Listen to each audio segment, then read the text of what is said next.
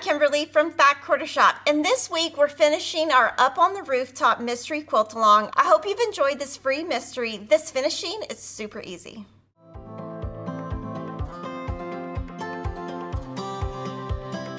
Download the free finishing pattern at Fat Quarter Shop. A link is in the description box.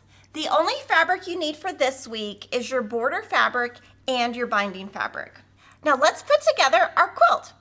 So in summary, this is week 1, week 2, week 3, and week 4. What I'm going to do is find the center of each block, put them right sides together. I'm going to sew these two together, press, and then I'm going to add the top and the bottom. And really, you're just going to be sewing 3 seams. And then once we have that sewn together, I'm going to give you tips on adding the border.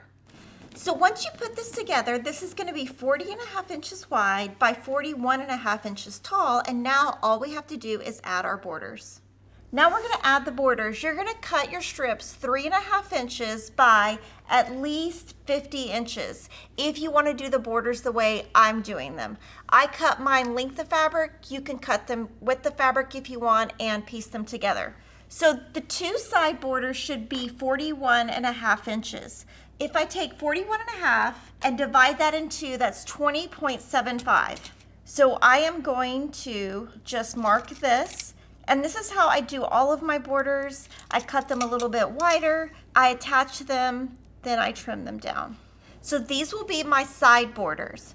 For my top and bottom borders, they should be 46.5 inches wide. So 46.5 divided by 2 is 23.25. So I'm gonna do the same thing here. I'm gonna measure this. Now some people just take their borders and just add them. I find that if I do that, my quilts end up wavy. So you can decide what method works best for you. I'm gonna add my side borders first. So the first thing I'm gonna do is fold this in half, find the center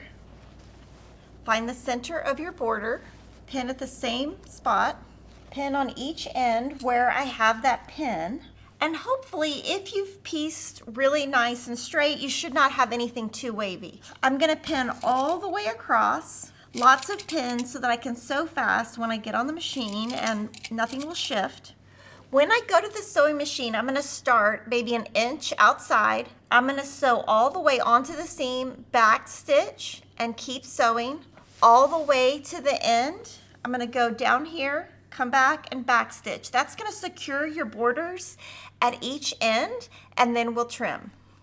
Now when you're ironing, it's really important to set your seam, set the iron down nice and flat. Once that seam is all the way flat, then press toward the border. Take your hands and get that border nice and flat before you press it so that everything is nice and flat and there are no puckers. Once you have that pressed, you can see this is nice and secure.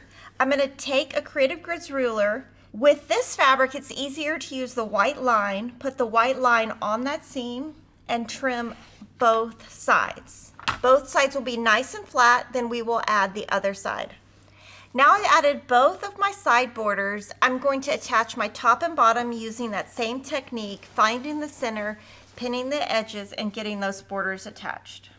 Now that I have my top and bottom borders done, I'm going to take a square Creative Grids ruler and I'm going to place that at the top and the side, and I'm just going to trim just right there. That's going to give me a perfect angle right on the edge of my quilt, and I'm going to do that on all 4 sides. So the finished quilt is 46 by 47. I really hope you've enjoyed this free mystery quilt along from Fat Quarter Shop. I think this year's quilt is amazing. We used a really nice red binding and a green backing. We used a darker fabric on the back because we have so much dark on the front. That wraps up our 2025 Up on the Rooftop Mystery Quilt Along. Let me know what theme you'd like to see for next year. Make sure to like, comment, and subscribe, and I'll see you next time.